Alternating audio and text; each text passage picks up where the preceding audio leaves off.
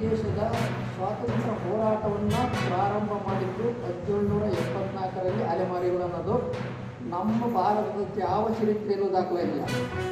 1772ರಲ್ಲಿ ಮೊಟ್ಟಮೊದಲಿಗೆ ಇಂಡಿಯಾದಲ್ಲಿ ಮೊಟ್ಟಮೊದಲ ಸ್ವಾತಂತ್ರ್ಯ ಹೋರಾಟವನ್ನು ಶುರು ಮಾಡಿದ್ದು ಅಲೆಮಾರಿ ಮತ್ತು ಫಕೀರ್ ದಂಗೆ ಅಂತ ಬರ್ತದೆ. ಹಿಸ್ಟ್ರಿನಲ್ಲೆಲ್ಲ ಕೇಳಿರ್ಬೋದು, ಅಲೆಮಾರಿ ಮತ್ತು ಫಕೀರರ ದಂಗೆ ಅಂತ.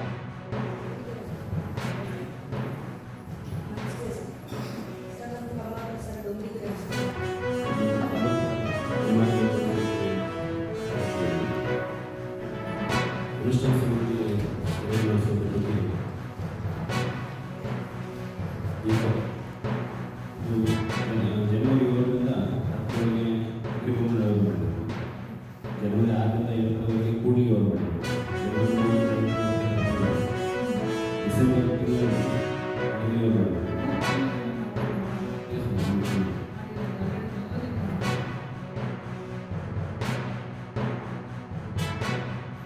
ಯಾಕೆಂತಂದರೆ ಈಗ ಅದೇನು ಯಾವ ಉದ್ದೇಶಕ್ಕೆ ಕೊಟ್ಟಿದ್ದಾರೆ ಅದು ಬಳಕೆ ಆಗದೇ ಇರೋದ್ರಿಂದ ಸೈಟ್ಗಳು ಏನು 122 ಸೈಟ್ಗಳು ಬಾಕಿ ಇರೋದ್ರಿಂದ ಆ ಪ್ರಯತ್ನವನ್ನು ಮಾಡ್ತೀವಿ ಅಂತ ಜಿಲ್ಲಾಧಿಕಾರಿಗಳಿಗೆ ಇವತ್ತು ಭರವಸೆಯನ್ನು ಕೊಟ್ಟಿದ್ದಾರೆ.